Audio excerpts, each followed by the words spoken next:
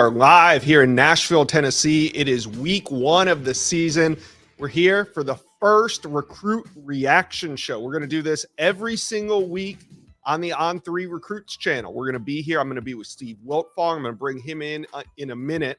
But you know Steve, he's our national analyst. He's plugged in from coast to coast. We're going to get into it today. We're going to recap what we just witnessed. We just witnessed a 41-17 thumping in Gainesville. I was surprised. I think on Thursday's show, Steve Wiltfong and I both picked the Gators to win. Boy, were we wrong, because the Canes went into the swamp and took care of business in week 1. We're going to talk about how this impacts recruiting, because it does on both sides of the ball, whether you're the Florida Gators or the Miami Hurricanes. This game, I mean, me and Steve have been talking about it all summer, about how the recruiting fallout from this is going to impact what happens to these two programs for the next 2 to 3 months as we get to the early signing period. So we're also going to talk today about Georgia Clemson. We got recruit reaction out of Atlanta, where Georgia put a beat down on the Clemson Tigers to open the season. A lot of recruits on hand for that one. Steve Wiltfong already put up an article. You guys can go read all this stuff. Steve Wiltfong already put up a Miami article.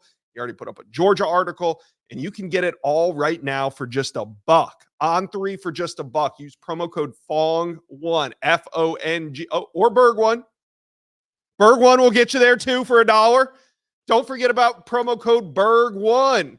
You can read everything that Steve Wiltfong has to say after these big games. Chad Simmons, NIL intel from Pete Nakos. Don't forget about Pete, and you can get it all for $1. There it is, Berg1. That's the promo code. We also have a couple big games this evening that we're going to preview. Auburn hosting Alabama A&M. There's already a couple flip targets on campus that we're here to talk about. Texas A&M and Notre Dame, a packed house at Kyle Field for that one. Can A&M beat Notre Dame and get the Mike Elko era started off right? Whew, we're going to break it all down. Hey, you guys are here too. How do you feel about the game we just watched? The game that we're going to highlight right here. Miami Hurricanes, Florida Gators. Let us know. Comment section below. Did this surprise you? Because me and Steve both picked the Gators heading into this one, but we were wrong. All right. Speaking of Steve, let's bring him in. Let's bring in Steve Wiltfong. There he is. Why do you got to bring up old stuff? Hey, I'm just, it's fair and balanced. We were wrong. We were off just a tad. We were off by about 380 yards. It was about the difference between the yards that Miami had compared to the yards that Florida had. Cam Ward, early Heisman candidate, obviously. Yeah, really impressive. He seemed cool and calm, collective. He took care of business. He made a couple mistakes, bounced back really well. I thought he showed some moxie going into the swamp week 1. That's not an easy task. And Steve, he kind of made it look easy. Well, the one thing that we should have taken into account when we made our predictions is that Mario Cristobal has a track record of getting his teams ready to play in big games. We've seen him take Oregon to Ohio State early in the year and get a win inside the shoe. To go into the swamp, pivotal game, first week of the year, setting the tone for a season, to just dominate Florida like that. Quick scores, big plays. Coach Shannon Dawson had them humming. They were getting after Graham Mertz and company from the defensive side of the ball. Tyler Barron. Transfer portal's been big for Miami. Recruiting's been big for Miami. Starting to come together for the Hurricanes on the field. Now, I looked at their schedule, Josh. 10-2 looks easy. 11-1 looks very attainable. And 12-0. I mean, I know we're maybe getting in the hot take range here, but they can win every game on their schedule this year, no question. Yeah, I mean, we felt that, whether or not, even if they won this game, we still had confidence that Miami was going to have a shot at running the table from here on out. And how they win this game, I mean, great start for Mario Cristobal. It's just what he needed, and he did it. He did it in front of some really impressive athletes, right? We knew that 5-star DJ Pickett was going to be in town. Ty Jackson was there. I mean, Jarquez Carter, he's committed to Ohio State. Joshua Moore, who is committed to the Gators. I mean, these were some big-time names. Malik Autry was there. I mean, these were some big names that were on campus.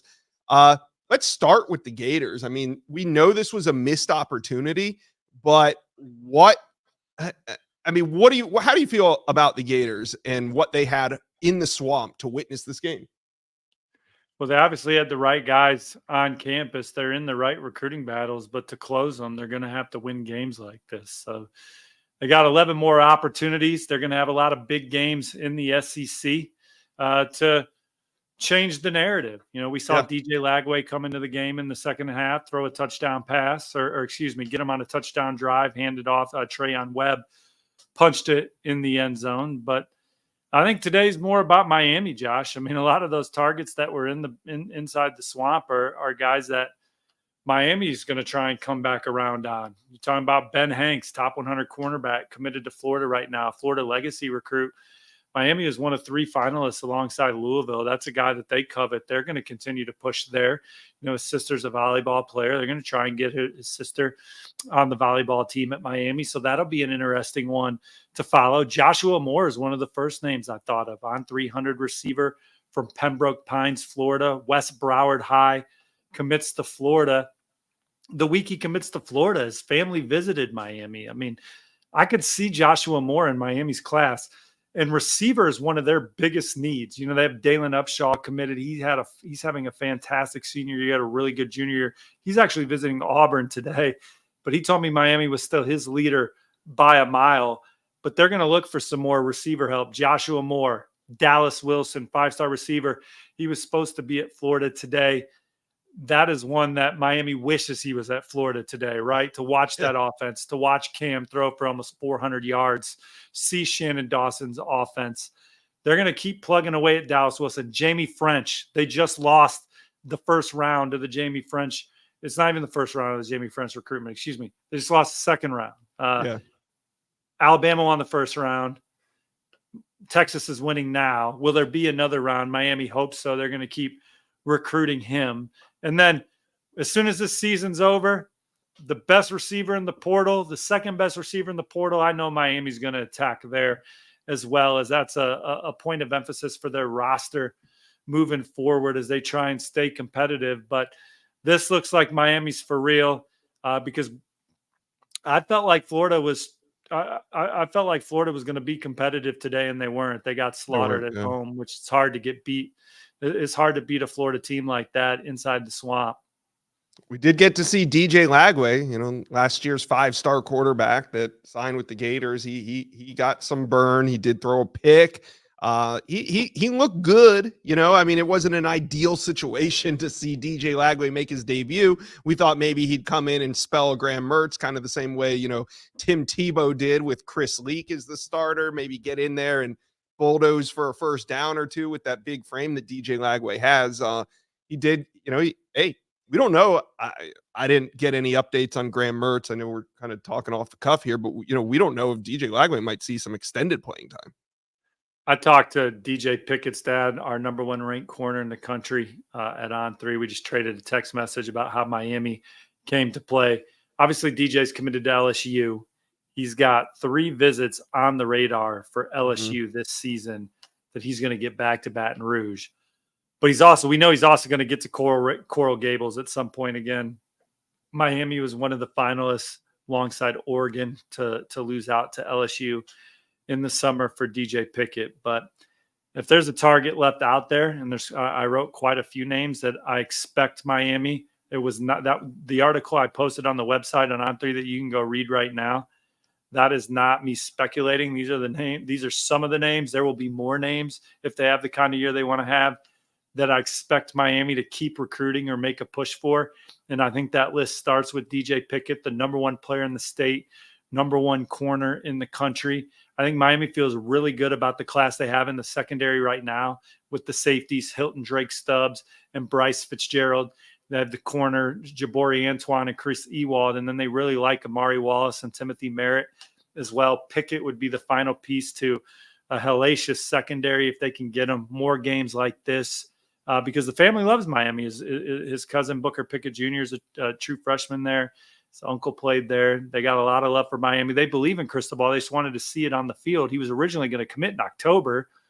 I thought he was trending Oregon at the end of summer. LSU flips it their way, gets him in the fold.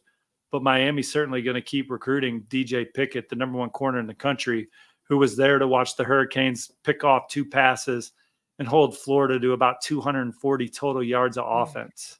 Yeah, and DJ Pickett, he's one of those guys. He told us back in May that I want to see what the Florida Gators do on the field, and this was an opportunity. It might be a missed opportunity for the Gators, but this was an opportunity for them to impress a guy like a DJ Pickett. You got to wonder how many other guys, maybe a Jarquez Carter or Malik Autry, were also watching this and saying, "Well, I was hoping that they would impress me a little bit more than they did today."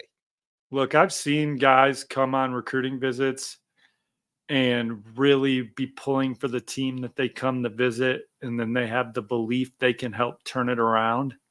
So maybe Ty Jackson's that guy of like, yeah, man, I love it here. I love this coaching staff. I'd love to help them get it right. So yeah, seen that happen before too. That's how you got to spin it if you're the Florida Gator coaching staff. That's for sure. Speaking about spinning it, I want to see what the Miami Hurricanes, how it's feeling on the ground. We got a Zuby Charles, Steve, from our Kane Sports site. He is in Gainesville. Let's see if this works. Zuby, how you doing? Hey, you guys hear me?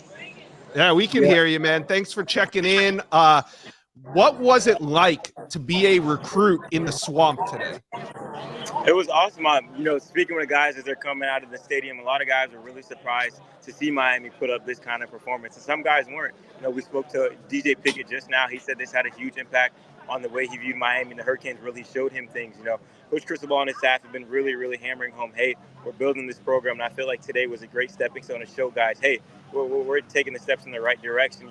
In-state program that we recruit a lot of guys against, and we kind of did our thing today. So reaction has been really, really great for the Hurricanes coming out of today. And a lot of guys said Miami's climbing that recruitment for them right now after today's performance. Man, this is awesome. We got a Zuby Charles from Kane Sport with us. Nobody else on YouTube is getting instant reaction from five-star recruits as they leave the swamp after Miami just destroyed the Gators. So you talked to DJ Pickett. Let's dig on this a little bit more. Do you think that we can see DJ Pickett at a Kane game coming up soon, because this was such a great game for him to be a part of and watch? Yeah, if I'm a betting man, I'm putting all my money on seeing, DJ Pickett appearance in Coral Gables sometime this fall.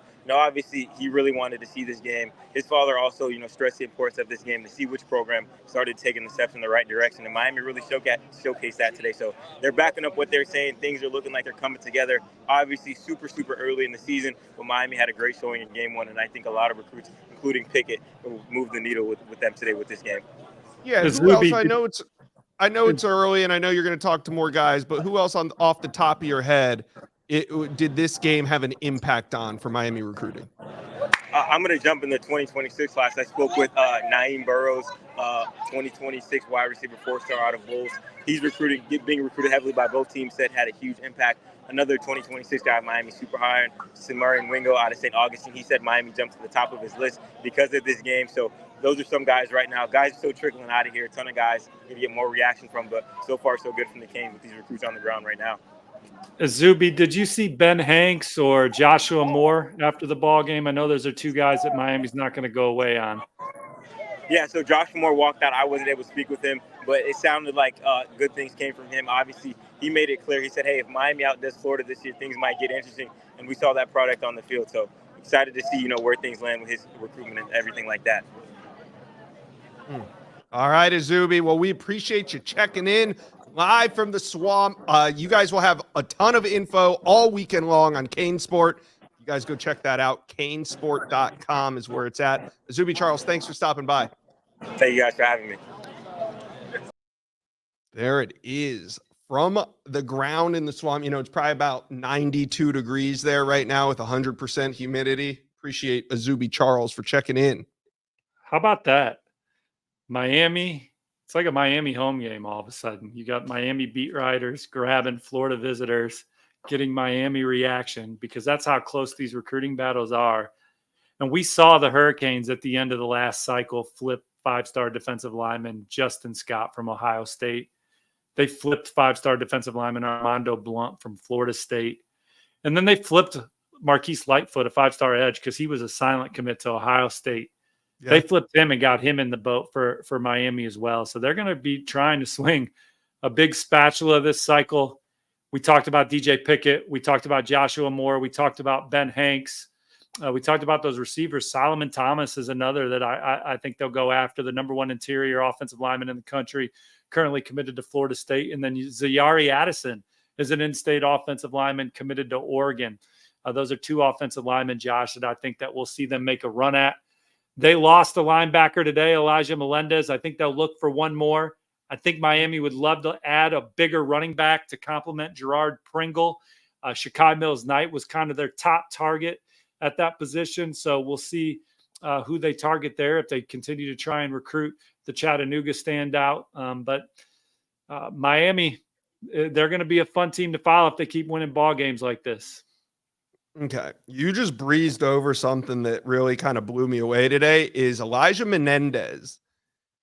He's been committed to the Canes for a while now, several months. And 2 hours before kickoff, he announced his decommitment. I mean, he had a Hayes Fawcett graphic and everything ready to go for his decommitment. He's from Kissimmee, Florida. Did that not stun you? Is like, wow, this is kind of weird. This is wild that he's decommitting from the Miami Hurricanes 2 hours before kickoff. Well, we reported on Thursday night that he would be visiting Auburn. Jeff Lee and I getting information at the same time that he would be at Auburn. So it doesn't surprise me as he was looking around at a key night. He visited Michigan. He's been talking to other programs. I don't mean the decommitment surprised you. I mean the timing of it. That like nothing surprises you. You've just been covering recruiting for so long that just. I mean, nothing. I just view it as coincidental. He's just, I'll announce it now. Nothing to do with game time or anything like that. I mean, he's on the plains. I like where Auburn stands. The on 3 RPM favors the Auburn Tigers right now. I don't know. Comment section. I mean, am I crazy for thinking that like 2 hours before kickoff is a wild time? You could have told the Miami coaching staff at any point or let it go public at any point during the summer. Kids are doing it all the time during the summer, and you decide 2 hours before kickoff while I'm en route to Alabama or Auburn. He was at Auburn. That I'm going to decommit. I just thought that's crazy. Maybe I'm wrong. You guys, let me know in the comment section. Let me know. I guess that's not crazy. I don't know. To me, it's kind of crazy. Yeah. Okay. Steve? Doesn't phase you. Nope. Got nothing, man.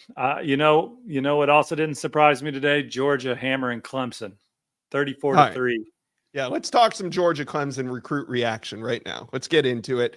The Dogs whooped up on the Clemson Tigers. They did it in Atlanta, and it was a neutral site game, but you can take visits to neutral site games, and we saw quite the visitor list. Steve, you already caught up with several of these guys. What are you hearing coming out of this one?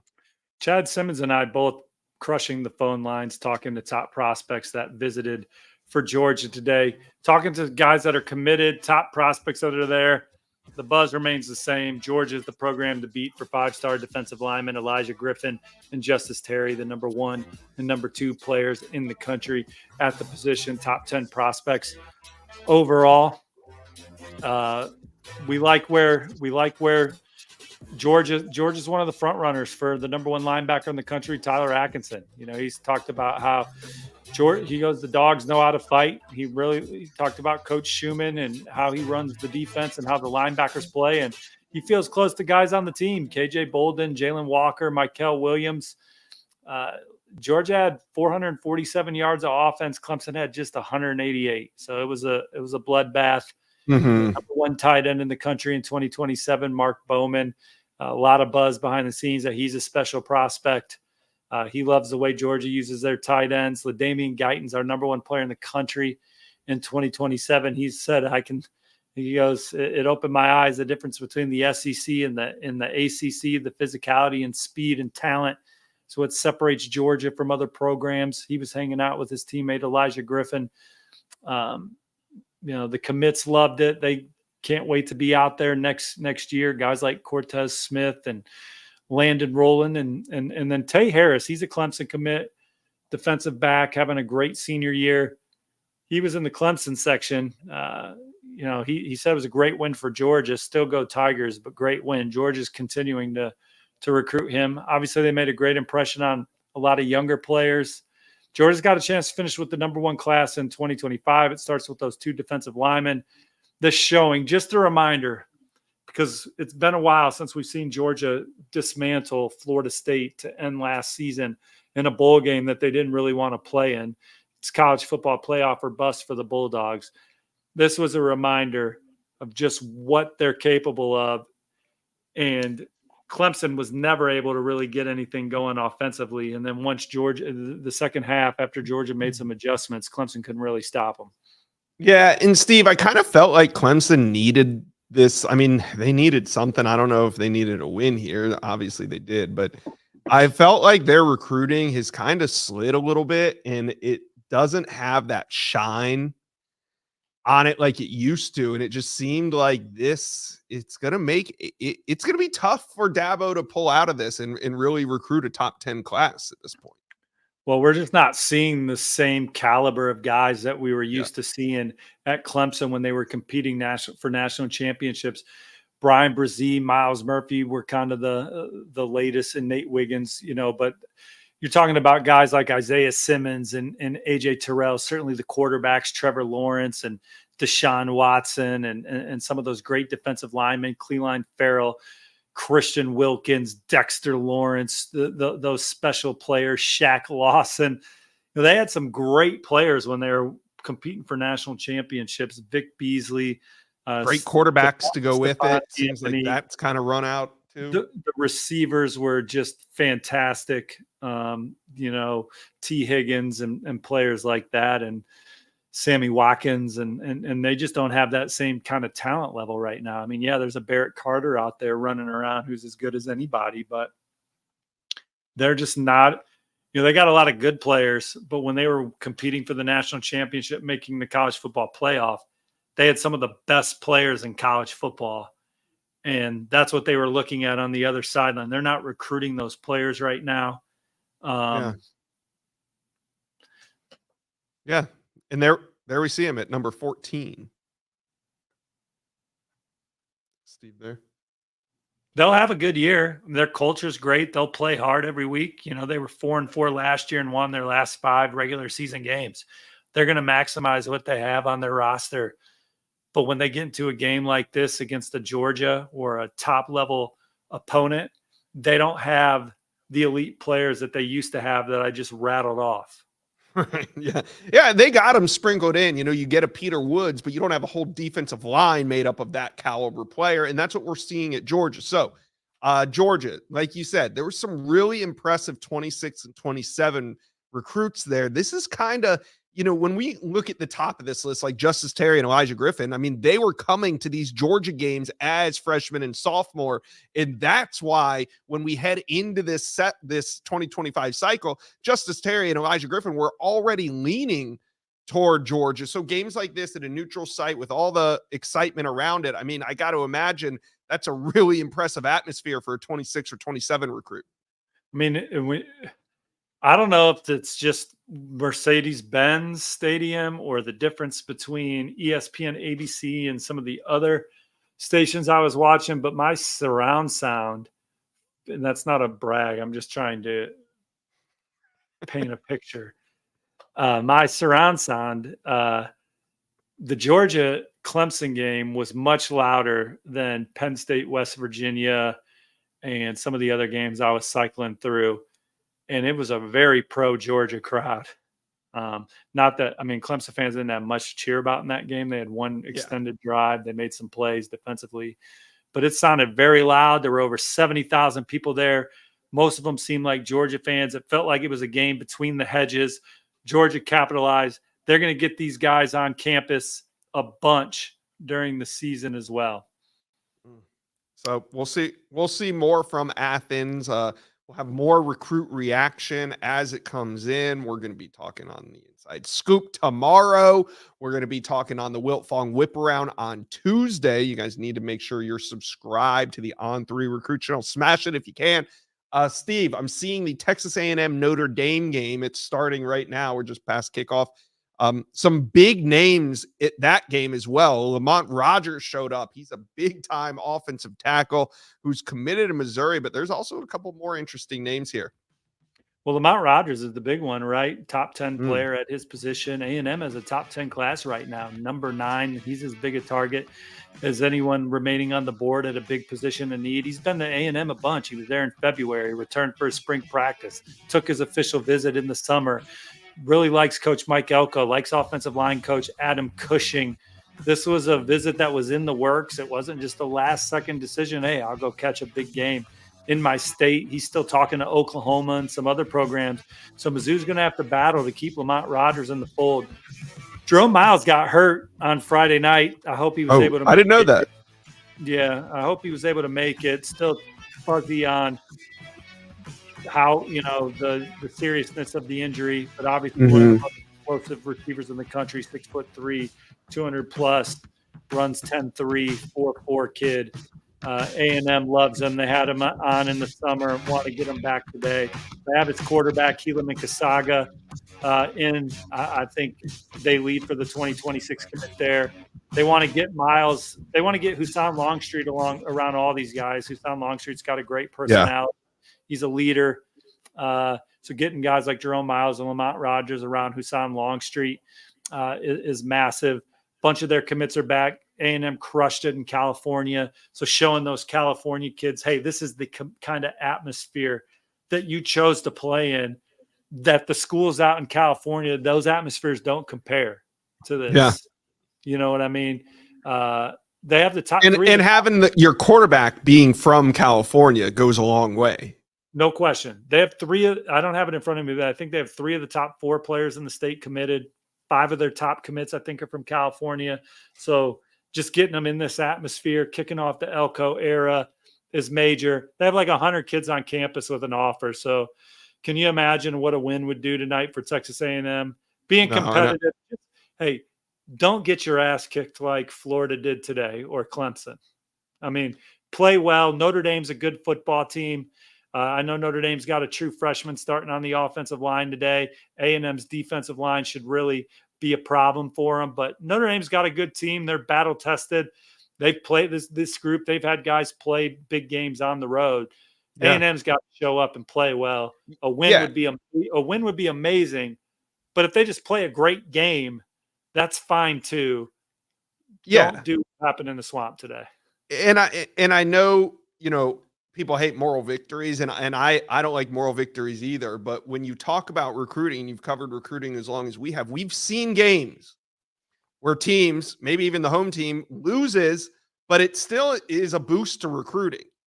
You can't say that for what happened with Clemson and what happened with Florida today. I mean, there's just no way to spin that in a way that is beneficial for recruiting.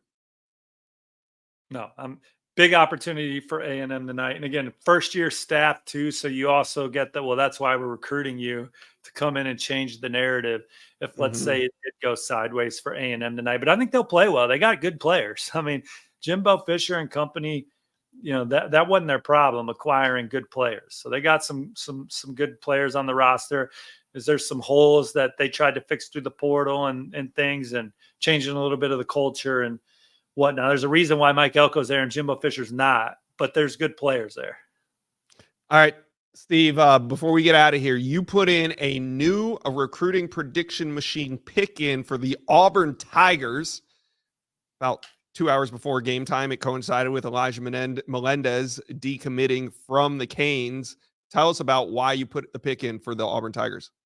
Well, obviously, we reported on Thursday that Elijah Melendez would be on the plains tonight for the season opener against Alabama A&M. Talking to a source with knowledge of the recruitment right after he announced his decommitment, there was a lot of confidence that he would end up with Auburn. So my on-3 RPM reflects that. We'll see what happens moving forward. They're trying to flip or win out for a lot of studs right now. You got the number 1 corner in the country, Naeem Offord, back at Auburn. Oregon's also trying to flip them there. That thing's a war. Ohio State's doing a good job. You have Deuce Knight, of course, Notre Dame commit. We've talked about him at length on all our programs, Inside Scoop, Whip Around. I mean, I like where Auburn stands there. He's got a great relationship with the kids they're recruiting, the current staff, the freshman receivers. It's in the SEC, the rich quarterback tradition that Auburn has. I think it all excites him. Ole Miss is still working it. Notre Dame's still trying to hang on to him. They're hoping that he's keeping an eye on their game tonight. We talked about Dalen Upshaw. He's a really talented in-state receiver committed to Miami. He's at Auburn tonight. He said Miami leads by a mile, but obviously Auburn getting an opportunity. Safety Rayshawn Dinkins is a Georgia Tech commit that's there.